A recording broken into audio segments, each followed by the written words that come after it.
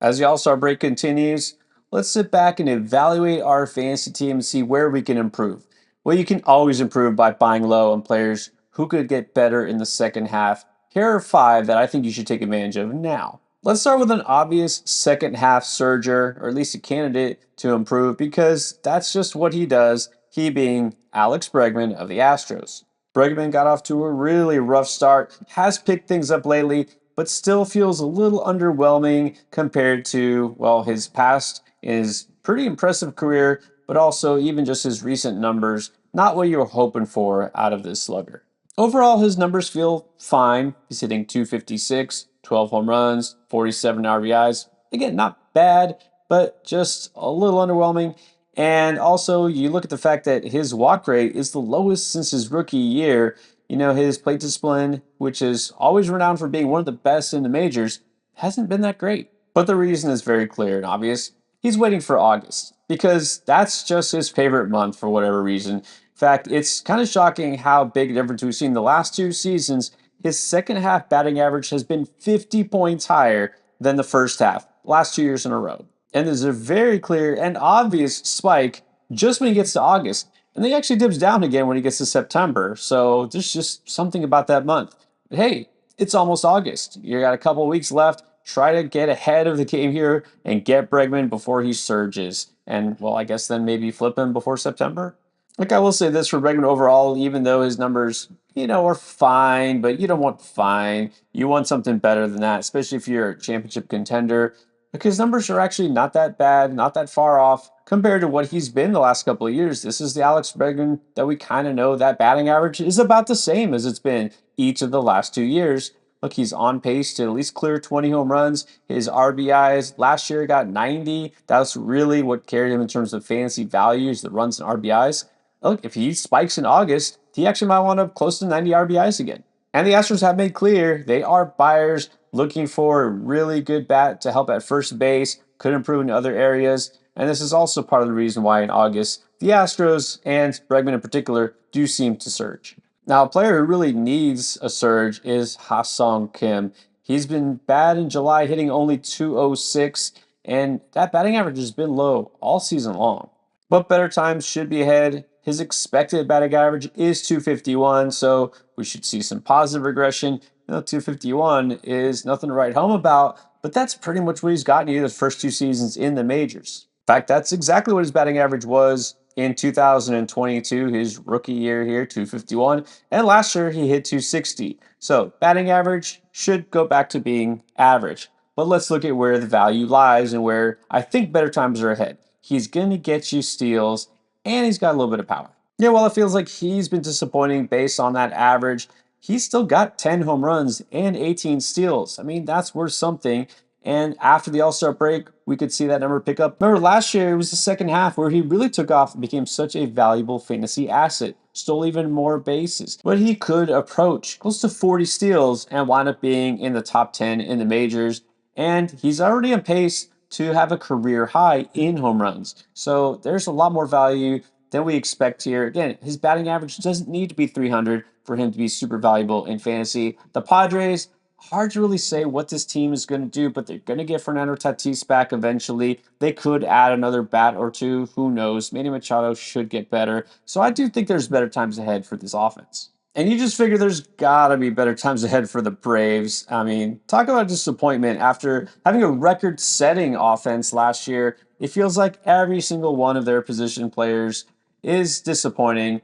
I'm not counting Marcell Ozuna because he's a DH. Now, as far as who I'm looking at, let me tell you, I think it's too late for Austin Riley. He's already picked things up big time.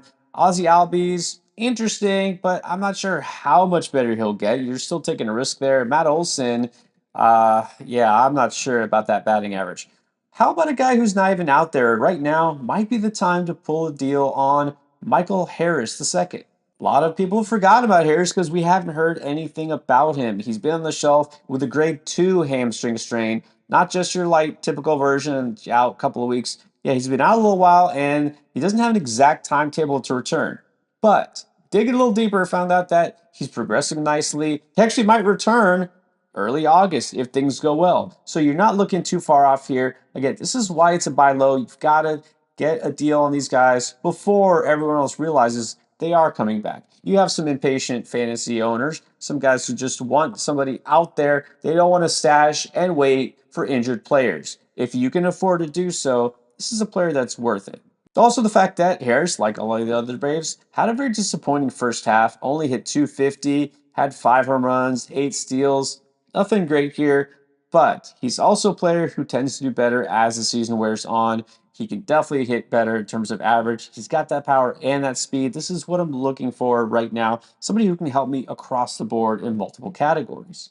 And if you're down in the standings, toward the bottom, and you really need to make a run, I don't suggest going out and trading for guys who aren't coming back within the next week or two for sure. But if you're, at least a contender, if you can afford to do this and you don't give up too much, Harris might be a sneaky trade piece. And if you need pitching help, let's look for aces we can get at a discount. I hope I'm not too late with this, but there might still be a window to buy low on Blake Snell. Like, I know he's just coming off a great outing, 7 scoreless. We struck out 8, but some people are going to be skeptical, right? It was one good start, and he was miserable all year and then hurt. And so, you might have somebody who thinks that they're being clever and selling high on him.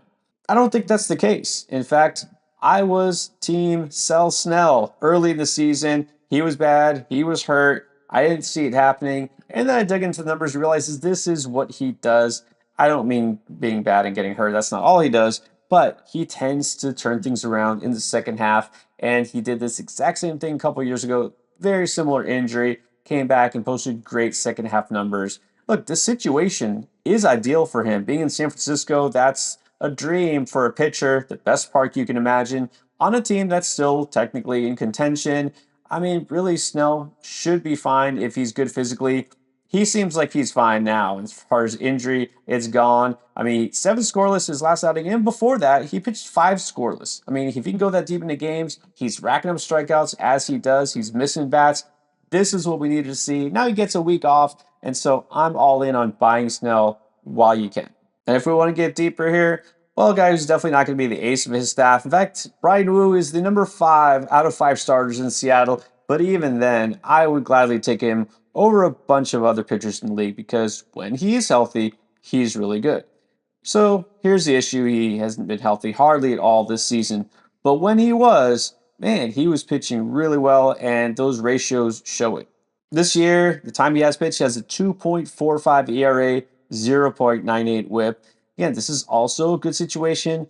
Seattle, a very pitcher-friendly park. Obviously a team that has a great rotation already, no pressure on him as number 5 guy. A team that definitely knows how to develop pitching. The injuries have been the only thing holding it back. Of course, he missed early part of the season with elbow inflammation, which is very worrisome. But then he came back, and then Woo looked really good for a couple of starts, and then back on the shelf with a hamstring issue. And then since coming back from his latest IL stint, didn't look nearly the same. In fact, his most recent start, 3 1/3 inning, gave up 9 hits and 4 runs. The other reason why people aren't on Bryan Woo anymore, nearly they were early in the season, is the fact that the strikeout numbers aren't that good. Only 29 Ks in 44 innings overall. But to say this is a guy who doesn't get strikeouts, I think is unfair and just unrealistic because last year, he actually averaged more than a strikeout per inning and a lot bigger workload. I'm chalking his latest start up to just the fact that he missed all that time, wasn't sharp. He's going to have some time to rest. And again, just being on Seattle, a team in contention, a team that is going to need him to be an important part of that rotation. And let me just say it again. The park factor is really so helpful here. In fact, Seattle might be better than San Francisco. If you look at the 3-year rolling window for T-Mobile Park in Seattle, it is the lowest run factor. Now, in shallower leagues, you might actually be able to just pick him up off of waivers. He's owned in about 3/4 of fantasy leagues, so there might be some leagues where he's out there. Of course, I recommend just go add him, but this is also a guy you can get probably on the cheap right now. This is the perfect time to strike a deal with a guy who could stick in your rotation the rest of the year as long as he stays on the mound. Don't stop wheeling and dealing until your league's trade deadline. Make a move and buy low on some of those players now. And also be aggressive on waivers. Make a move and stash some of these prospects while you can.